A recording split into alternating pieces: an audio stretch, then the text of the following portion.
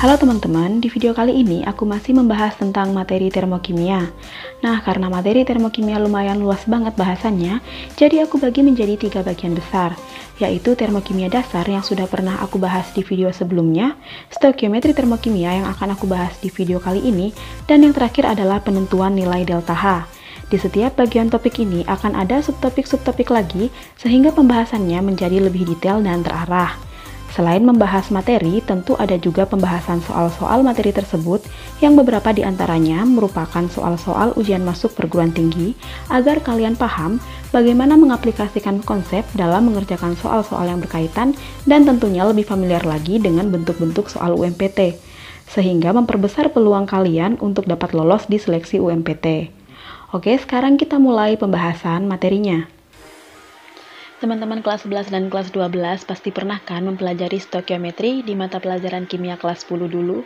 Nah, di mata pelajaran termokimia ini kita hanya akan mereview sedikit tentang stoikiometri, khususnya dalam hal konsep mol dan persamaan reaksi. Nanti juga ada contoh-contoh soal dan pembahasan untuk membantu kalian memahami materinya. Oke, langsung aja ke bahasan pertama, yaitu konsep mol. Konsep mol di sini merupakan bagian paling dasar banget nih dalam stoikiometri. Dari sini kita bisa mempelajari bagaimana menghitung mol suatu zat dari besaran-besaran yang sudah diketahui. Nah, yang pertama di sini kita bisa menggunakan jembatan mol. Dari jembatan mol ini kita bisa menentukan mol dari volume STP, yaitu volume dalam keadaan 0 derajat 1 atm, volume RTP yaitu 25 derajat 1 atm, dari massa dan juga dari molekul. Nah, di sini dapat dilihat terdapat dua panah. Yang panah berwarna biru ini adalah panah keluar dari mol, dan panah berwarna hitam ini panah yang mengarah ke mol. Nah, jadi setiap keluar dari mol, yaitu panah yang berwarna biru ini dikali, dan ketika masuk ke atau mengarah ke dalam mol ini dibagi dengan faktor-faktor yang ada di samping panahnya. Nah, contohnya misalkan kita mau menentukan mol dari massa, jadi massa ini kan mengarah ke mol. Nah, ini dibagi dengan AR untuk unsur atau MR untuk senyawa. Begitu juga dengan besaran-besaran lain yang ada di jembatan mol ini. Nah, kemudian bagaimana jika kondisi tersebut bukan STP dan RTP? Kita bisa menggunakan persamaan gas ideal, yaitu PV sama dengan nRT, di mana P ini adalah tekanan dalam satuan ATM, sehingga jika di soal ini diketahui satuan lain, maka kita harus mengkonversi dulu. Biasanya di soal itu diketahui satuan dalam cm Hg atau mm Hg. Jadi harus diperhatikan. Kemudian volume di sini adalah satuan liter. Kemudian N di sini mol, R ini tetapan gas ideal yang yaitu 0,082 liter atm per mol Kelvin, dan T ini adalah suhu dalam satuan Kelvin. Kemudian di sini juga ada penentuan mol dari dua gas yang diukur pada kondisi yang sama atau pada kondisi P dan T yang sama. Nah, untuk ini kita bisa menuliskan persamaan gas ideal untuk dua gas tersebut, yaitu P1 kali V1 sama dengan N1 kali RT dibandingkan dengan P2 kali V2 sama dengan N2 kali RT. Nah, karena di sini kondisinya sama, jadi P kemudian RT ini dapat dicoret sehingga diperoleh persamaan V1 per V2 sama dengan N1 per N2, atau dapat ditulis dengan persamaan N1 per V1 sama dengan N2 per V2. Nah, inilah cara perhitungan mol untuk dua gas yang diukur pada kondisi yang sama. Untuk lebih memahami konsep mol ini, kita coba membahas soal berikut. Kita baca perintah soal dulu. Tentukan mol 2,4 liter gas nitrogen yang diukur pada kondisi di mana 4,8 gram gas oksigen bervolume 2 liter. Nah, di sini gas nitrogen memiliki kondisi yang sama dengan gas oksigen. Artinya P dan T-nya sama, maka kita diarahkan ke rumus N1 per V1 sama dengan N2 per V2. Dan perlu diperhatikan juga di sini untuk gas-gas selain gas mulia harus ditulis secara diatomik. Nah, jadi kalau gas nitrogen ini artinya N2, kemudian gas oksigen ini artinya O2. Nah, penulisan rumus molekul ini penting, jadi nanti pengaruhnya ke MR. Kemudian kita tinggal mensubstitusikan angka-angka yang diketahui di soal ini ke dalam persamaan yang sudah kita buat tadi. Jadi N1 ini molnya nitrogen, ini belum diketahui. N1 per volume 1 ini volumenya nitrogen, jadi 24 kali 10 pangkat min 1. Nah, kemudian untuk mol oksigen di sini juga belum diketahui, karena yang diketahui di sini adalah gramnya. Nah, jadi kita harus konversi dulu dari gram ke mol. Nah, konversi dari gram atau massa ke mol ini kan panah masuk. Nah, jadi kalau panah masuk itu artinya dibagi dengan AR atau MR. Nah, di sini N2 dapat ditulis sebagai gram per MR. Jadi sama aja kan kalau misal aku tulis di sini gram per MR dikali 1 per V. Nah, jadi N1 per 24 kali 10 pangkat min 1 sama dengan gramnya ini 4,8, jadi 48 kali 10 pangkat min 1 per MR-nya kan O2, nah jadi 16 kali 2 berarti 32 dikali 1 per volumenya 2 liter. Kemudian yang bisa dicoret-coret aja. Di sini 48 dengan 32 bisa dicoret jadi 3 per 2. Kemudian ini kan 24 bisa dicoret dengan 2 kali 2, 4. Nah, jadi di sini 6. Maka diperoleh N1 sama dengan 18 kali 10 pangkat min 2. Selanjutnya adalah prinsip-prinsip reaksi termokimia. Di bahasan ini akan dijelaskan mengenai hal-hal apa aja yang harus diperhatikan dalam reaksi termokimia, sehingga kalian nggak bingung lagi pas ngerjain soal yang berkaitan dengan konsep ini. Oke, langsung aja. Yang pertama,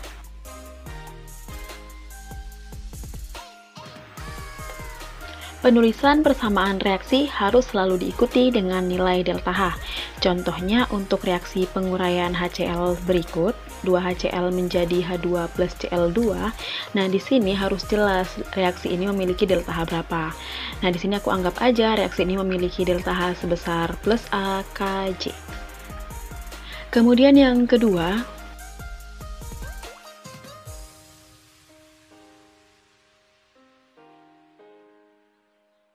nilai delta H mengikuti kondisi reaksi. Jadi kondisi reaksi ini bisa macam-macam. Yang pertama bisa reaksi tersebut dibalik. Nah, kalau reaksinya dibalik, maka tanda delta H-nya juga ikut dibalik. Yang awalnya positif jadi negatif dan sebaliknya. Kemudian bisa juga dikali dan bisa juga dibagi. Nah, misalkan ada contoh seperti ini. Jadi diketahui nih ada reaksi N2 plus H2 menjadi 2NH3 memiliki delta H sebesar min B Kj.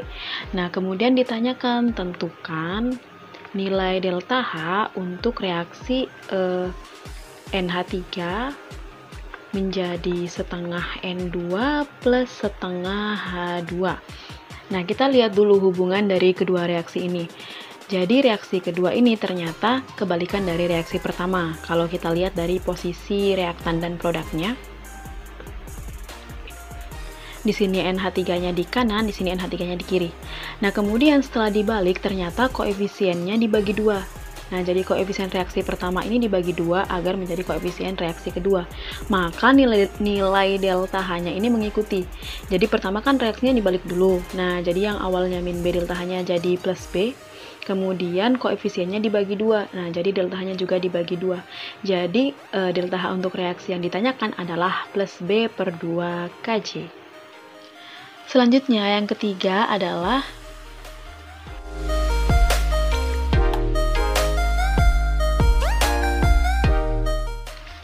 koefisien dalam persamaan reaksi termokimia ini adalah molnya, kemudian perbandingan mol sama dengan perbandingan delta H. Jadi yang dapat dibandingkan dengan delta H ini adalah mol, bukan gram atau volume. Nah, di sini terdapat contoh reaksi SO plus 3O2 menjadi 2SO3. Reaksi ini memiliki delta H sama dengan min Z kilojoule. Nah, perlu diketahui bahwa nilai delta H di sini adalah milik keseluruhan komponen dalam reaksi ini. Nah, jika kita mengacu pada konsep yang di atas ini, maka nilai delta H sama dengan min Z dapat diartikan sebagai nilai delta H untuk reaksi 1 mol SO, karena di sini koefisien SO 1, sedangkan koefisien sendiri ini sama dengan mol. Bisa juga diartikan sebagai reaksi dari 3 mol O2, atau bisa juga diartikan sebagai pembentukan dari 2 mol SO3. Kemudian, jika terdapat pertanyaan berdasarkan reaksi ini, contohnya,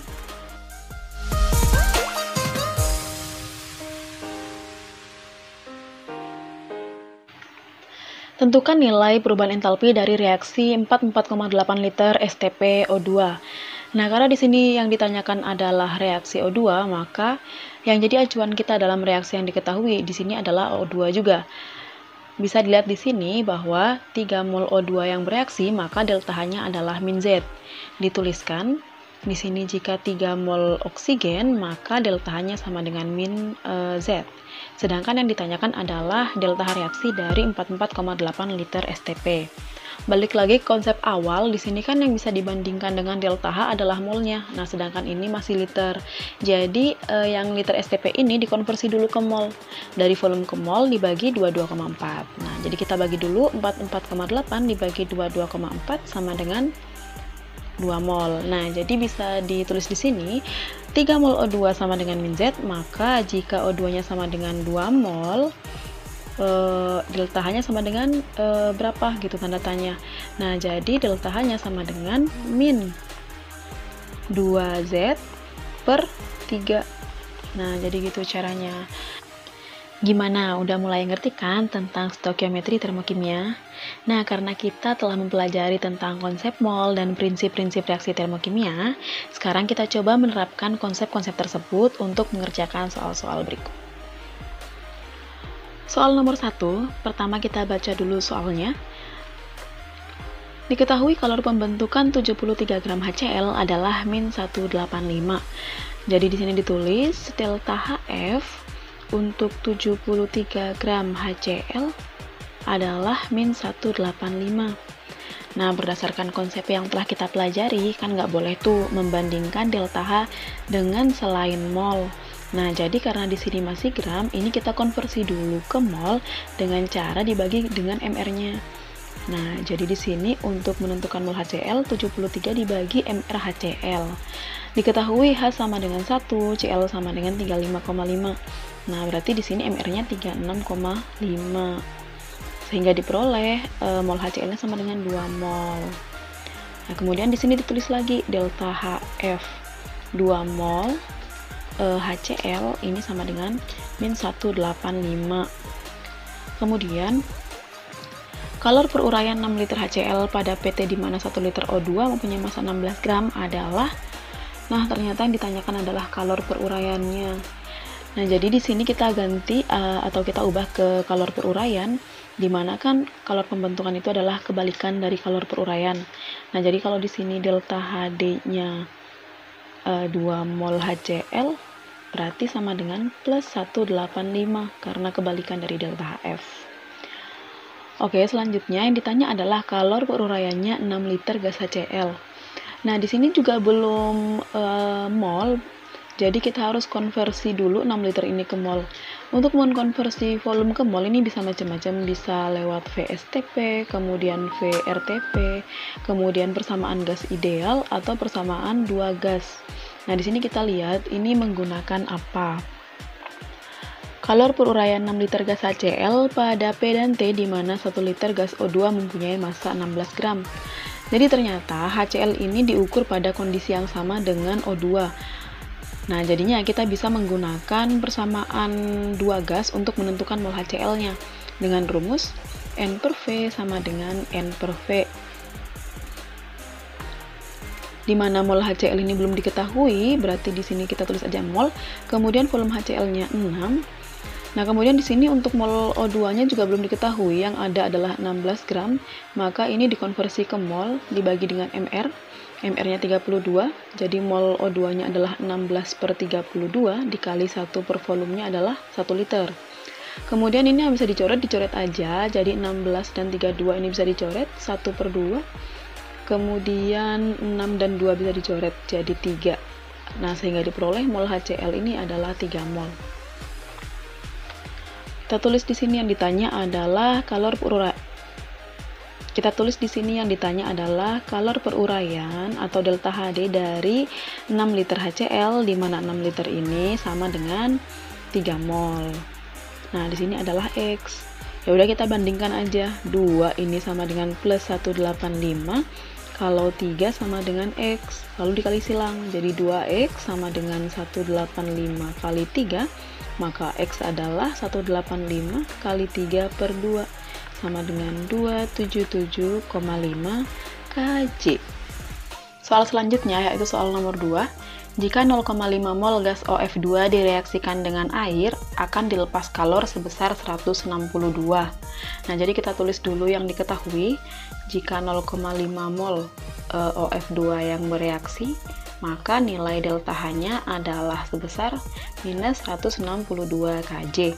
Nah, di sini karena ada kata dilepas, berarti menandakan bahwa reaksi ini adalah reaksi eksoterm, maka nilai delta H-nya negatif.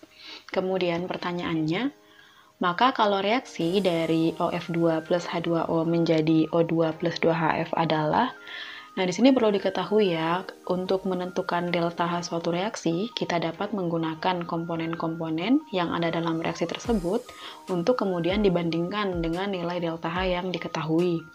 Nah, di sini karena sebelumnya telah diketahui nilai mol dan delta H dari OF2, maka kita dapat menggunakan OF2 dalam reaksi ini untuk menentukan delta H reaksi. Jadi tinggal dibandingkan aja. Nah, yang diketahui kan kalau 0,5 mol OF2 yang bereaksi, maka delta H-nya adalah min 162.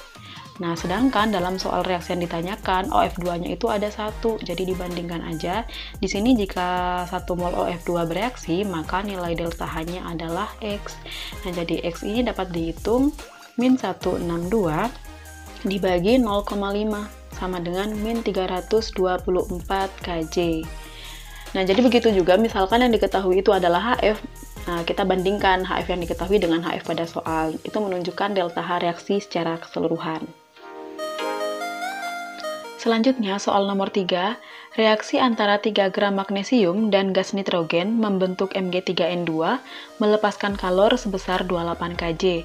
Jadi pertama kita tuliskan dulu yang diketahui. Di sini untuk reaksi 3 gram Mg memiliki delta H sebesar minus 28 Kj. Nah, minus di sini karena ada kata-kata melepaskan. Nah, jadi ini adalah eksoterm. Kemudian, karena kita tidak bisa membandingkan gram dengan delta H, maka di sini gramnya harus dikonversi dulu ke mol, jadi dibagi dengan ARMG-nya yaitu 24. Sehingga diperoleh mol Mg sama dengan 3/24, ini sama dengan 1/8 mol. Jadi kesimpulannya, reaksi dari 1/8 mol Mg memiliki nilai delta H sebesar min 28 Kj. Kemudian pertanyaannya, entalpi pembentukan standar Mg3N2 adalah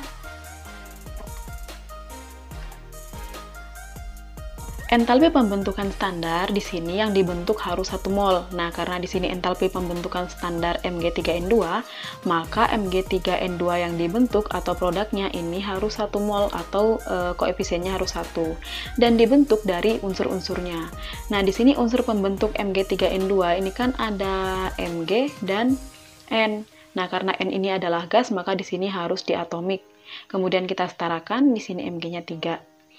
Nah, ternyata untuk pembentukan Mg3N2 ini melibatkan 3 mol Mg. Jadi, untuk menentukan delta H reaksi ini sama aja dengan menentukan delta H dari 3 mol Mg. Maka kita bisa bandingkan dengan nilai delta H Mg yang telah diketahui sebelumnya. Nah, jadi di sini kan sudah diketahui kalau Mg-nya 1/8 mol, maka nilai delta H-nya min 28. Nah, kalau dalam pembentukan Mg3N2 di mana melibatkan 3 Mg, jadi di sini Mg-nya 3 mol, maka nilai delta H-nya X. Sehingga kita dapat menghitung nilai X. Jadi di sini X/8 sama dengan min 28 dikali 3. Jadi X/8 sama dengan min 84, sehingga X-nya sama dengan min 84 kali 8, sama dengan min 672 Kj. Nah, jadi jawabannya yang D. Selanjutnya soal nomor 4, diketahui reaksi S plus O2 menjadi SO2, delta H sama dengan min 296,8 Kj, dapat dikatakan bahwa seperti yang telah dijelaskan di pembahasan sebelumnya bahwa nilai delta H suatu reaksi adalah milik keseluruhan komponen yang ada dalam reaksi tersebut. Nah, jadi nilai delta H sama dengan min 296,8 ini dapat diartikan sebagai nilai delta H untuk reaksi dari 1 mol belerang atau S, atau bisa juga diartikan sebagai reaksi dari 1 mol oksigen, dan juga bisa diartikan sebagai reaksi pembentukan dari 1 mol SO2. Nah, sekarang kita coba cocokkan di opsi yang ada. Untuk opsi A, entalpi pembentukan SO2 adalah 296,8. Nah, reaksi ini adalah reaksi pembentukan SO2, tetapi entalpinya harusnya minus 296,8, jadi yang A salah. Kemudian untuk opsi B, pada pembentukan 1 mol SO2 diperlukan kalor 148,4. Nah, di sini pembentukan 1 mol SO2 harusnya dilepaskan kalor karena negatif. Nah, diperlukan itu artinya endoterm, sedangkan reaksi yang diketahui adalah eksoterm. Jadi opsi B juga salah. Kemudian untuk opsi C, pada pembakaran 1 mol belerang, jadi reaksi 1 mol belerang, dilepaskan kalor sebanyak 296,8. Nah, ini benar karena reaksi ini selain pembentukan SO2, juga reaksi dari 1 mol belerang. Dan delta H-nya minus 296,8, maka dilepaskan kalor. Jadi jawabannya adalah opsi C. Kemudian untuk opsi D, di sini entalpi pembentukan 1 mol SO2 adalah min 86. Salah ya, udah jelas di sini. Kemudian yang E, pada pembentukan 2 mol gas SO2 dilepaskan kalor 296,8. Nah, jadi kita tahu bahwa nilai delta H itu mengikuti kondisi reaksi. Artinya, jika ini dibentuknya 2 mol SO2, maka nilai delta H-nya adalah 296,8 dikali 2. Harusnya dilepaskan kalor 296,8 dikali 2. Nah, jadi opsi E juga salah. Jawabannya adalah C. Selanjutnya adalah nomor 5, perhatikan reaksi berikut. Nah, di sini terdapat 2 buah reaksi. Kita coba baca perintah soal. Jika panas yang dihasilkan dari pembakaran B5H9, yaitu reaksi pertama, digunakan untuk mengubah C6H4OH2 menjadi C6H4O2. Nah, ini adalah reaksi kedua, tapi dibalik. Nah, karena perintahnya adalah untuk mengubah C6H4OH2 menjadi C6H4O2. Pertanyaannya, maka massa B5H9 yang diperlukan untuk menghasilkan 220 gram H2. Untuk memudahkan di sini reaksinya aku tulis dulu. Jadi reaksi pertama ini adalah reaksi pembakaran 2 mol B5H9. Di sini menghasilkan kalor sebesar 1870 Kj. Kemudian reaksi kedua adalah reaksi pembentukan C6H4O2. Selanjutnya untuk soal nomor 5, di sini terdapat 2 reaksi. Jadi kita coba baca perintah soal dulu. Jika panas yang dihasilkan dari pembakaran B5H9, yaitu reaksi pertama, digunakan untuk mengubah C6H4OH2 menjadi C6H4O2. Nah, ini adalah reaksi kedua, tapi kebalikannya, karena perintah soal adalah mengubah C6H4OH2 menjadi C6H4O2. Pertanyaannya, maka massa B5H9 yang diperlukan untuk menghasilkan 220 gram H2 adalah... Oke, untuk memudahkan di sini aku coba tulis ulang reaksinya.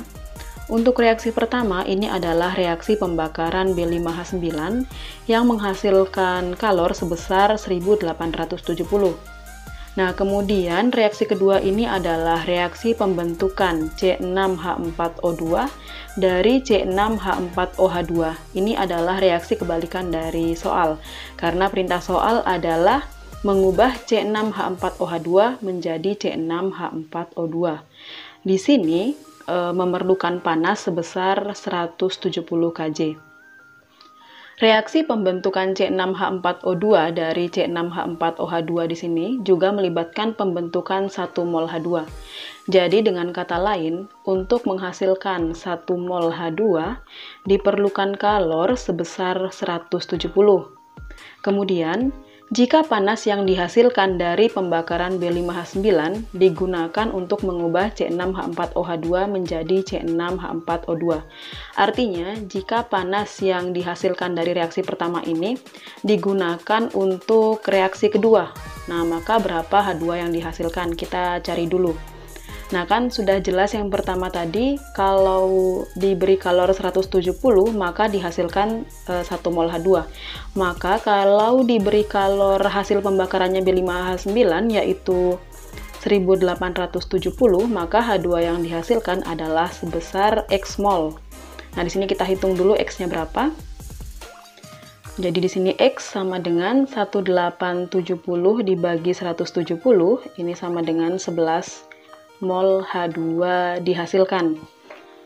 Karena 1870 ini adalah kalor yang dihasilkan dari pembakaran 2 mol B5H9, sama artinya dengan 2 mol B5H9 dapat menghasilkan 11 mol H2. Nah, kemudian untuk menghasilkan 220 gram H2 diperlukan B5H9 sebanyak berapa? Nah, di sini kita konversi dulu ke mol, jadi mol H2 adalah 220 dibagi mR-nya 2 sama dengan 110 mol. Maka untuk menghasilkan 110 mol H2, B5H9-nya sama dengan X. Nah, kita hitung kali silang. Di sini 2 per X sama dengan 11 per 110. 11-nya bisa dicoret sehingga diperoleh X sama dengan 20 mol B5H9.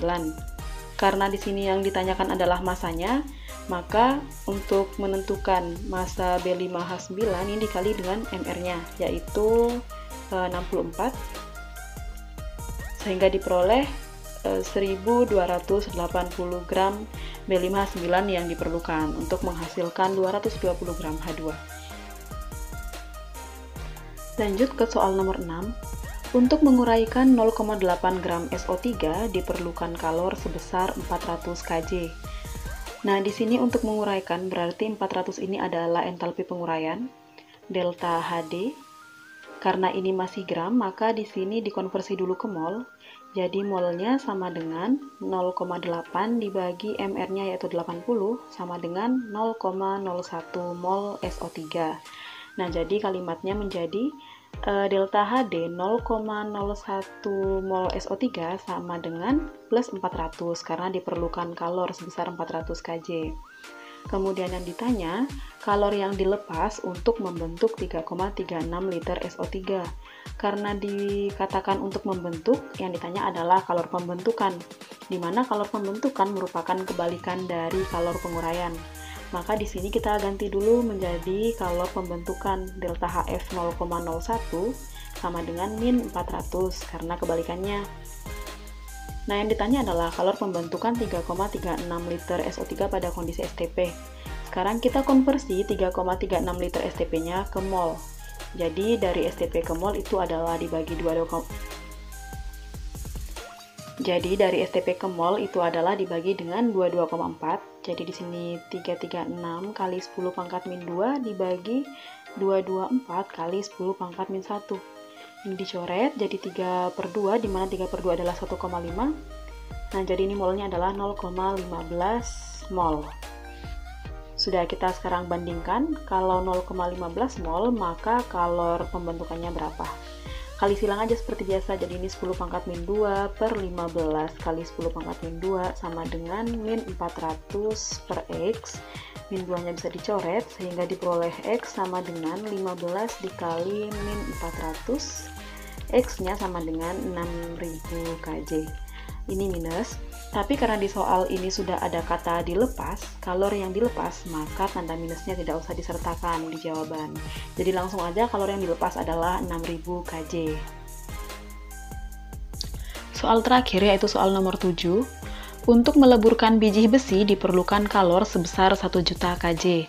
Jadi kita tulis dulu delta H peleburan besinya ini membutuhkan kalor karena diperlukan, jadi positif 1 juta Kj. Kemudian diketahui entalpi pembentukan CO2 sebesar minus 393,5.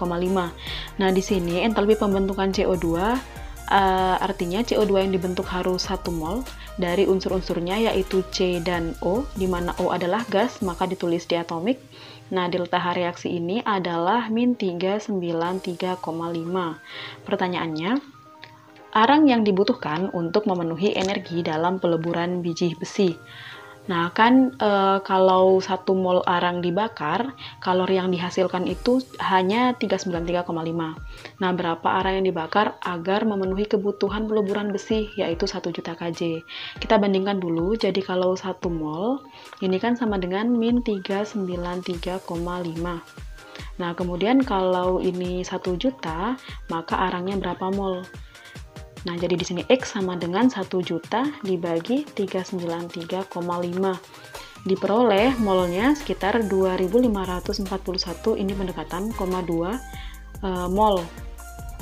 Kemudian di sini yang ditanyakan kan kilogram, massa dalam satuan kilogram. Agar lebih mudah, di sini molnya kita konversi ke kilomol aja. Jadi dibagi 1000, maka di sini kilomolnya sama dengan 2,54 kmol. Nah, untuk menentukan massanya dalam kilogram, jadi di sini massa dalam kilogram sama dengan kilomolnya dikali dengan ARC. Nah, di mana ARC ini adalah 12, harusnya diketahui di soal. Di sini 2,54 dikali AR-nya 12. Nah, ini hasilnya 30,48. Ini mendekati dengan 30,50 kg. Jadi jawabannya yang B. Oke, karena ini adalah soal terakhir, mungkin cukup ini dulu yang bisa aku bahas di video kali ini. Semoga dapat memberi manfaat dan membuat kalian lebih memahami konsep stoikiometri termokimia. Sampai jumpa di video selanjutnya.